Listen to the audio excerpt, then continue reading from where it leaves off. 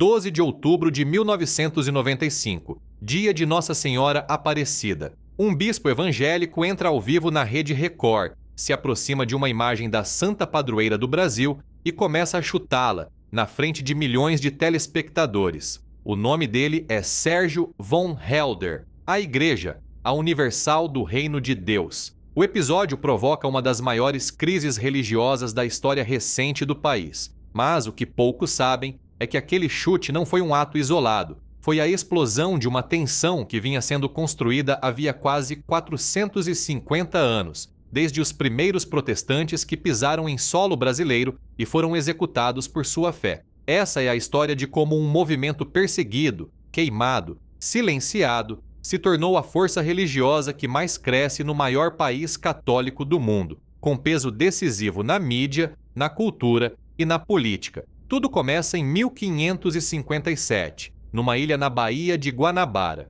Um grupo de huguenotes franceses, protestantes calvinistas fugindo da perseguição na Europa, funda a chamada França Antártica e realiza ali o que é considerado o primeiro culto protestante das Américas. Não dura muito. Divergências religiosas e a reação portuguesa acabam com a colônia, e 3 desses protestantes são executados por não renegarem a fé, depois de registrarem suas crenças num documento que ficou conhecido como a Confissão de Guanabara. Quase um século depois, os holandeses calvinistas ocupam o Nordeste brasileiro entre 1630 e 1654, trazendo igrejas reformadas para Pernambuco. Quando são expulsos, o protestantismo praticamente desaparece do Brasil por 2 séculos. O país segue sendo oficialmente uma nação católica, com a Igreja unida ao Estado até 1889. Mas essa aparente unidade escondia uma fissura que estava prestes a se abrir.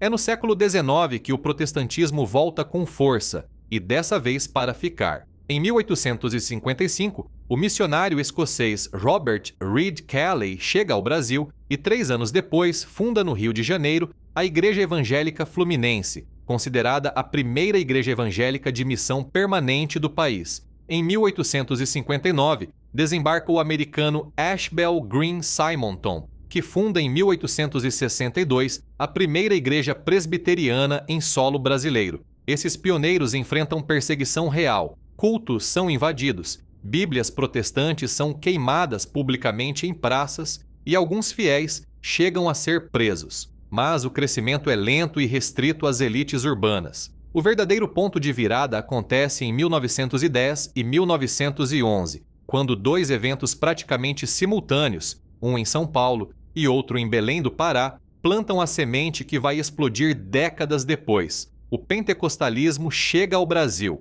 Em 1910, o imigrante italiano Luigi Francescon funda em São Paulo a Congregação Cristã no Brasil. Em 1911, 2 suecos vindos dos Estados Unidos, Daniel Berg e Gunnar Wingren, chegam à cidade de Belém, no Pará, depois de dizerem ter recebido uma profecia. Ali, nasce a Assembleia de Deus, hoje a maior denominação evangélica do país, com mais de 10 milhões de fiéis. Esses grupos crescem primeiro entre os pobres, os migrantes, os excluídos das grandes cidades, gente que a Igreja Católica tradicional muitas vezes ignorava. O pentecostalismo oferece algo diferente: cura, batismo no Espírito Santo, línguas estranhas, uma experiência emocional intensa. Nos anos 1950 e 60, surgem novas ramificações, como a Igreja do Evangelho Quadrangular e a Deus é Amor, mas o crescimento ainda é modesto. Segundo o censo do IBGE, em 1970, apenas cerca de 5% dos brasileiros se declaravam evangélicos.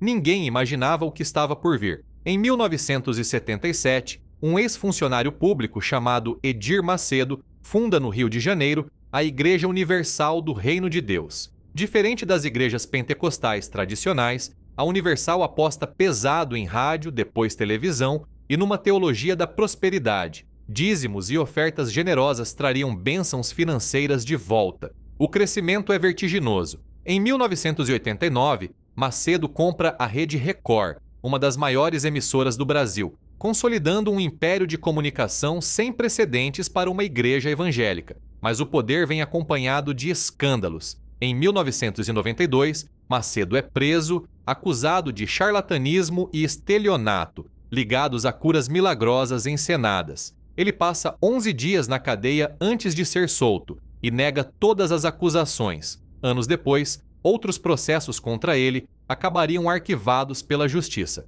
Em paralelo, o crescimento evangélico segue explodindo, de 5% da população em 1970 para 9% em 1991, 15% em 2000, 22% em 2010, até chegar a quase 27% no censo de 2022, segundo dados oficiais do IBGE. É nesse cenário de poder crescente e tensão religiosa que acontece o episódio de 1995. O chute de Von Helder na imagem de Nossa Senhora Aparecida, transmitido ao vivo, provoca uma onda de indignação nacional. Católicos protestam nas ruas, políticos se pronunciam, a justiça abre processo contra o bispo. O episódio expõe de forma bruta o conflito que vinha sendo travado em silêncio, um Brasil historicamente católico sendo disputado palmo a palmo por um protestantismo que já não era mais minoria discreta, mas força de massa, com dinheiro, mídia e, cada vez mais, política. Nos anos seguintes, políticos evangélicos organizam o que ficaria conhecido como Bancada Evangélica no Congresso Nacional,